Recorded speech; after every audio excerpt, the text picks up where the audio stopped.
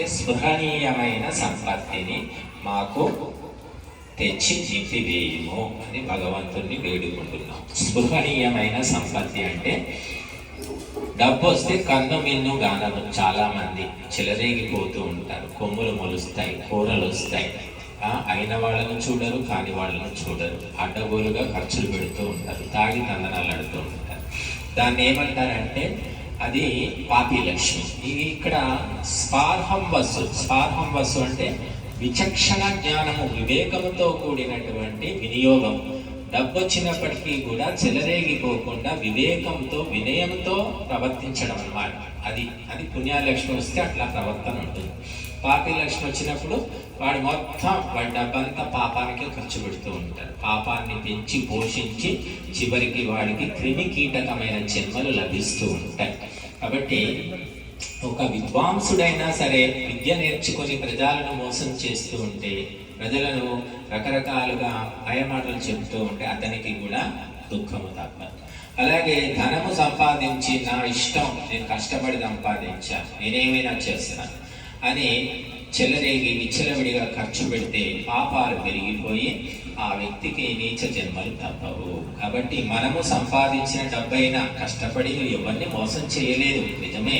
కానీ ఆ డబ్బును నువ్వు ఏం చేస్తున్నావు అంటే దురుపయోగం చేస్తున్నావు. కాబట్టి నీకు శిక్ష తప్పదు. కాబట్టి ఇక్కడ స్పాహం వసు తదాభగా అని చెప్తున్నాను.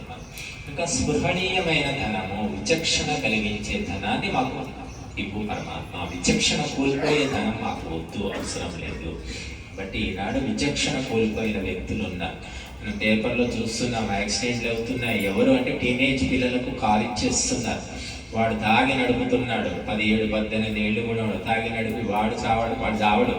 ఎందుకంటే వాడికి డబ్బు ఉంది కాబట్టి వాడు చావడు. డబ్బు లేని పేదవాళ్ళు చచ్చిపోతూ ఉంటారు యాక్సిడెంట్లో.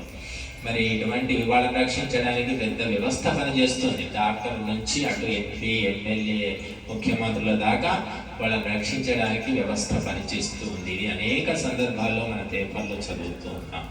కాబట్టి మానవులు సృష్టించిన వ్యవస్థ మొత్తము ధనానికి దాసోహం అయిపోయింది. కానీ భగవంతుడు మాత్రము ధర్మానికి దాసోహం అంటున్నాడు. ఎవరు ధర్మాన్ని ఆచరించుకుంటాడో వాడికి ఎప్పుడు రక్షణ ఉంటుంది.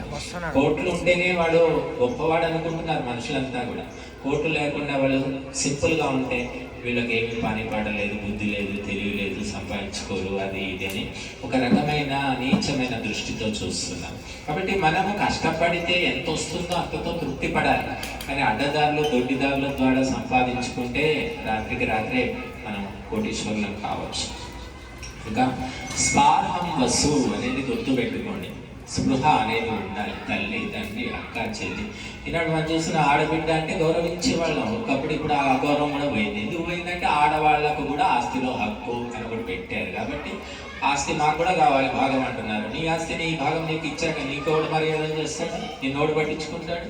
తల్లిదండ్రులు పోయిన తెల్లారి అన్నద పట్టించుకోడు, తమ్ముడు పట్టించుకోడు. ఎందుకంటే ఆస్తిలో భాగం తీసుకున్నారు. వాడు ఇవ్వకపోతే కోర్టుకు వెళ్తున్నారు, కేసులు వేస్తున్నారు. ఇంకా వాడు ఎందుకు అక్క ఎవరు, తమ్ముడు ఎవరు, అన్న ఎవరు, చెల్లి ఎవరు.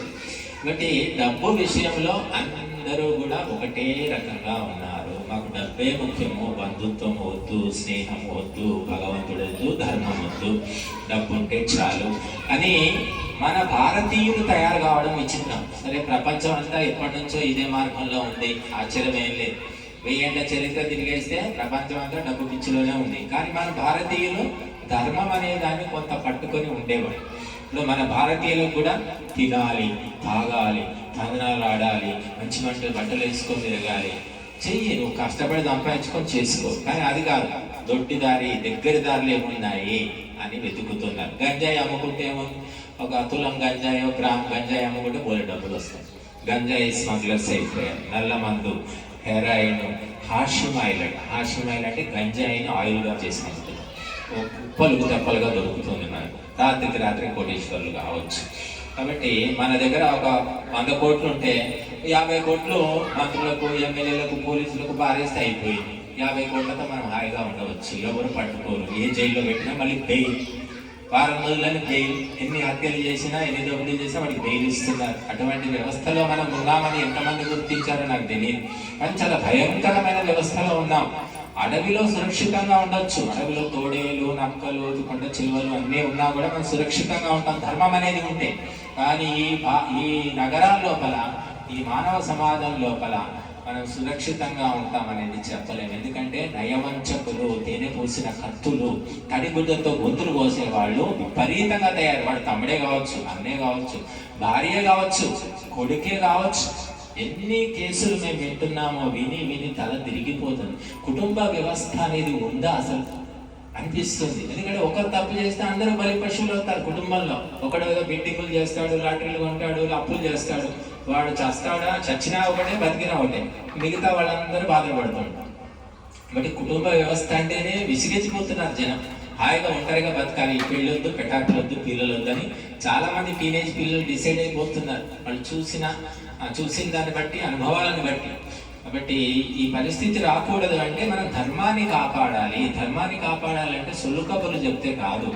కనుక వంటల పుస్తకం ఇస్తే కడుపు నిండదు, వంటల పుస్తకాలు చదువుకుంటే కడుపు నిండదు. అందులో చెప్పినట్టు వంట చేసుకుంటే కడుపు నిండుతుంది. ధర్మ కార్యాలు ఆచరించాలి. అందులో ప్రధానమైనటువంటిది యజ్ఞము. కాబట్టి ఆ యజ్ఞం చేయాలంటే డబ్బు కావాలి. మళ్ళీ ఏ డబ్బు కావాలి? పుణ్యలక్ష్మి కావాలి. పాపిలక్ష్మి పనికిరాదు. పాపిలక్ష్మి ఉంటే యజ్ఞం ఎందుకంటే వేస్ట్. ఏమంటే ప్రభాకర్ గారు, ఇక తెలివి ఉందా? ఎప్పుడు ఇంటి పెద్ద మొత్తంలో ఎందుకు చేస్తున్నారు మీరు? కోటీశ్వర్లా? బాగా డబ్బు ఉందా మీకు? రియల్ ఎస్టేట్ బిజినెస్ చేస్తున్నారా? ఎందుకండి ఇవన్నీ? మీరు మామూలుగా చేసుకోవాలి. కూడా కొంతమంది సలహాలు ఇస్తుంటారు ఆయన. కాబట్టి ఎందుకంటే వాళ్ళకి అర్థం కాలేదు, కాన్సెప్ట్ అర్థం కాలేదు. అలా సలహాలు ఇచ్చే వ్యక్తులే 1000, 10,000, 20,000 పోయి సీసాలు తెచ్చుకొని తాగుతుంటారు. చూస్తున్నాం అలాంటి ఫారెన్ లిక్కర్ 10,000 ఒక సీసా. ఇంకా వాళ్ళకి అది ధర్మం అనిపిస్తుంది, ఇది అధర్మం అనిపిస్తుంది. కారణం ఏంటంటే పాపి లక్ష్మి, అజ్ఞానం, అవివేకం, అవిద్య. కాబట్టి మనము ధర్మాన్ని తెలుసుకున్న వ్యక్తి ఎవరికీ భయపడకుండా మరి ధర్మ కార్యాలు నిరంతరం చేసుకుంటూ పోవడమే. రాముడు అదే చేశాడు, కృష్ణుడు అదే చేశాడు, హనుమంతుడు అదే చేశాడు, శివాజీ చేశాడు. అందరూ మహాపురుషులు మనకు ఒక దారిని చూపించారు, ఒక మార్గాన్ని ఏర్పరిచారు. ఆ దారిలో మనం నడవకుండా కొత్త దారిలో వెతుక్కొని అడ్డదారుల్లో పోతే మరి ఈ జన్మ సుఖంగా ఉంటుందేమో కానీ నీచమైన జన్మలు తప్పవు. కనుక సూక్ష్మంగా ఆలోచిస్తే భయపడతాడు. పాపానికి భయపడతాం మనం సూక్ష్మంగా ఆలోచించడం లేదు. కాబట్టి ఇదే బాగుంది, ఇప్పుడైతే సుఖంగా ఉన్నాం కదా అనుకుంటున్నారు. కనుక మనం ఇప్పుడు ఈ పుణ్యలక్ష్మి కోసం విశేష ఆహుతులు ఇచ్చాము. అలాగే మనం లక్ష్మీ సూక్తంతో కూడా ఆహుతిద్దాము. ఓ